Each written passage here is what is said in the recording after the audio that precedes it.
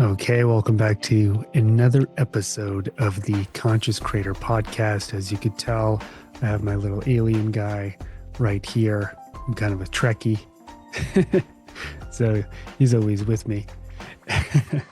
And I'm dressed kind of warmly because it's pretty cold at the moment in Boulder, Colorado, where I live. I'm in my home studio, which I've spent a lot of time, energy, and money putting together. Perhaps at some point I'll do an episode showing you the kind of gear I use and what I've kind of put together to create this podcast and to teach, record meditations. Right over here, I actually have a sound booth kind of closet that's really nicely padded to protect from sound that I do just audio. And I actually use a different mic for that. And the reason I bring this up is because this episode is about ideas for meditation teachers.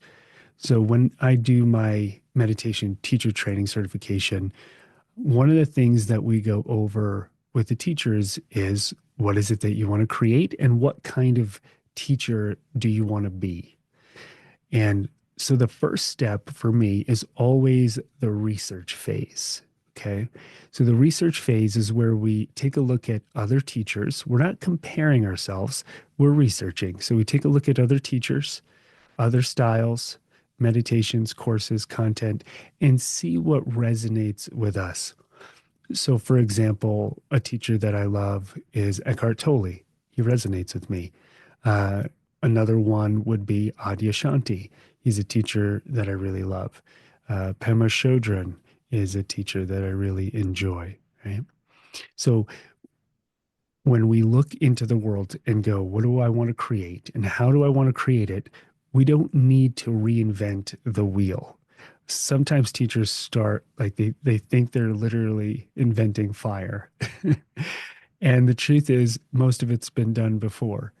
So what we're looking for is some inspiration and then to add our style, our own wisdom that comes from our experience that no other teacher has into the world. And we have our own goals. We might want to help people heal, awaken, sleep better, which is something I spend a lot of time doing with my sleep podcast, and or all of the above. I'm kind of an all of the above guy. I really enjoy doing more than one thing and being challenged by the diversity of content and classes that I teach. For other teachers, that might feel overwhelming and be too much, and you might just want to really focus on one thing. Like maybe you're the yoga nidra person, or maybe you're the mindfulness corporate teacher, or maybe you're the person that just does morning gratitude stuff. And that's totally great. Or maybe you're that for a couple of months or a couple of years. And then when you've mastered that and built a student base around it, and then you move on. When I was getting going and I left Hawaii, I'll never forget people there were mad at me because we had a very insular school and we did no marketing, no advertising, and it was frowned upon to be noticed. And that was all well and good, but I was kind of tired of being poor and I wanted to reach a bigger audience. It was just my nature. It wasn't just like ego. I want to be popular. It truly was just my nature. And so some teachers, you work one-on-one and that's it, or small groups in person and that's it. For me, I was happy to be online. Larger groups don't scare me, and I enjoy making a bigger impact. We're all wired differently, and it's totally fine. So I needed to honor that, and I got a lot of pushback. Um, and and so that was my journey. So I started doing research on how did this teacher build what they're doing? How did that one create their course? How did that one reach such a big audience? And so I'm going to do a little screen share today, and basic, but I want to go over a couple of platforms that could help you do some research and find some teachers that might inspire you. So the first would be Insight Timer. It's the world's most used meditation app. There's over 17,000 teachers on there, and they say they've had over 30 million users. That's a lot. You might have found me on Insight Timer. That's where my biggest student base is, and I love working with them. They're a great management team. They they really do mean the best. They are always trying to find ways to offer things for free and to be as inclusive as they can, which can be a double-edged sword. Um, so if you're a meditation teacher and you're like, hey, I don't know where to start, or I don't know what to do next, this is a good place to start. You just go to insighttimer.com, right? And at the very top, they have topics. And you go, okay, I'm really been working on this self-love thing in myself, and maybe I want to start teaching it. So you click on self-love, and you just start to, I'll do this, scroll through and see what teachers' meditations are working. They have traction. What are the topics people are looking for? And you can even read through the comments and you can take a look. All right, morning inspiration with love. You can read the comments and see and the questions and how is this working? And if you're interested, you can click on the teacher and go, all right, what else does this teacher have to offer? Do I vibe with their work or some of it, but not all of it? So I'll do this on occasion. I'll just see what's happening in the marketplace of meditation. My friend Sarah Blondin on here. Obviously, if you've been on Insight Timer, you've probably seen her. She's very popular and a fantastic teacher. You go click on anxiety, you'll see some of her stuff. Find teachers whose stuff is really working and see why. Listen to it. What's the structure? What's the tone of their voice? Are they playful? Are they deep? Do they have a good pace? Um, are they inspirational? Is the background music great? Is the audio really good? What is it that's helping them stand out and reach and help people? So what I do is I start a document in Google Drive, and I'll just start dropping links with barely thinking, just like this one, like this one, like this one. I'll just copy and paste, drop the link in so I can look later. And that has a second good use, which we'll get to. So that's one way to do it. You go on Insight Timer, you go by topic, and then you explore the teachers and whatever else they have going on. The other way you can actually do it is you go to the home page of Insight Timer and you scroll all the way to the bottom, and under Browse, you just click on Meditation Teachers. Okay. And it'll show you uh, some of their top teachers. From what I could tell, the order is based on the number of followers in the app. So Sarah Blondin would be the most popular teacher on there, and so you can go through and scroll down. If there's a teacher that just pops out at you, you have Jack Cornfield here, right? You've got Thich Nhat Hanh, Sadhguru. This guy's ugly mug. Stay away from that dude. Sharon Salzberg, Muji. Like, what's Muji up to? And you could see what he's got going on there, right? That's how I start to do some research. I build a document in Google Drive, maybe perhaps even around a topic that I want to create. Maybe there's a course. And so I'll find a bunch of meditations and courses around adjacent to that topic, put it in a drive, and it'll just help me almost like just contemplate the ideas and get some inspiration. Now, you don't want to get lost into comparison and like he did it or she did it better. Why should I even bother? We're just looking for inspiration. Okay. Uh, and then the other thing that we could do is actually go onto YouTube, right? So pop onto YouTube, which is the world's second largest search engine.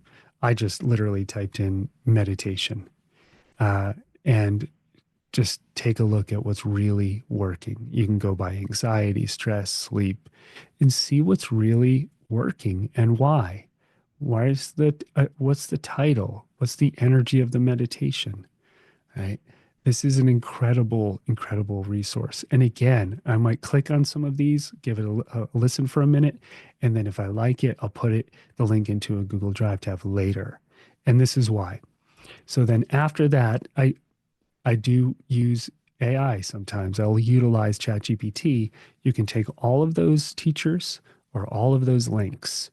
You can copy and paste them into Chat GPT, and you could say, hey, I want to build a course around stress and anxiety or around morning gratitude. And here are some inspirations that I found. And I just need a little help coming up with a topic name or a structure, or give me more teachers or courses or meditations on YouTube that are similar that might help inform me. So I use ChatGPT very much as a research tool. I find it very, very useful as a research tool. It gives you the links, it cites, the sources, and that also will help me ideate. Obviously, as a meditation teacher and meditator, I'll close my eyes and I'll meditate on it. And I talked about that in a previous episode. But it's okay to do some of the intellectual work as well, some of the research, and go, is there something just kind of missing out there that people still need help with? Like perhaps I'm doing work on breakups and I like doing work on sleep. Maybe I could do breakups for sleep. So one of the things I did, and you can check this out, I created a group years ago on Insight Timer, and the group is what kind of meditation would you like? I don't know the exact title of the name of the group, but if you go to my profile on Insight Timer, my groups are there, and there's hundreds of comments in there of students going, "Can you create a meditation on this, on that topic, on this topic?" I'll often ask my students, what do you need help with next? And they'll get that feedback. And if I see themes and I'm interested in teaching those themes, then I'll create something. So there's research and there's feedback. Are your students, if you have students already, struggling with something, and do they want your help with it? And can you create something for them and guide them through it? That's your job as a teacher. Um, but I think a lot of teachers skip the research phase. They feel intimidated or daunted. Same with building a website. You're not starting from scratch. If I'm working with somebody to help them build out their meditation career, I'll say, give me 5 or 10 teachers and 5 or 10 websites that you love. I want to get a sense of your style, right? That doesn't mean we're going to copy them, but I want to know what inspires you. What is your style? What is the energy that you like? Okay.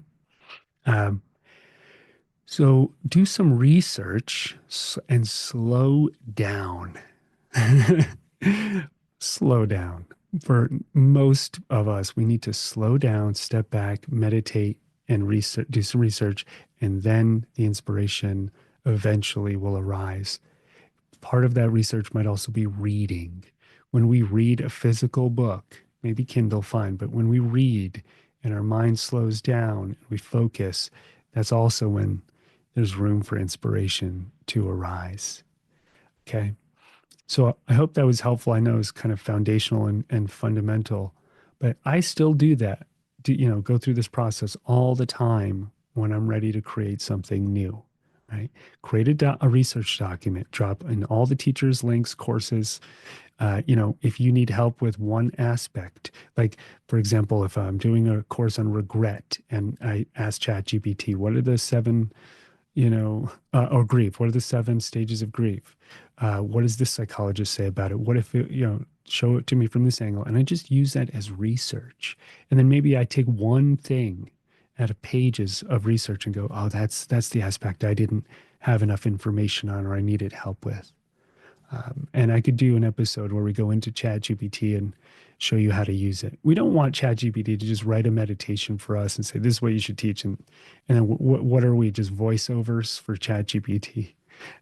So you don't want to, in my opinion, do it that way, but it can be a great research tool. It's, in my opinion, much better than Google at this point as a research tool most of the time. So,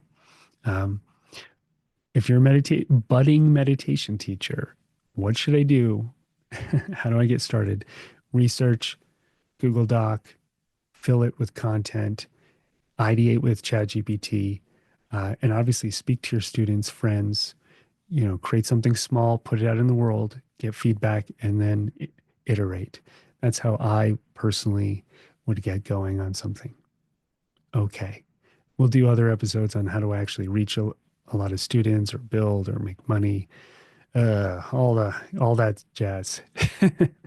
It is a fun process if you approach it the right way. So thank you for sitting and listening to me on this one. And if you're a meditation teacher or an aspiring one, good luck on this journey. There's not, it seems like there's too many meditation teachers out there, but there are billions of people.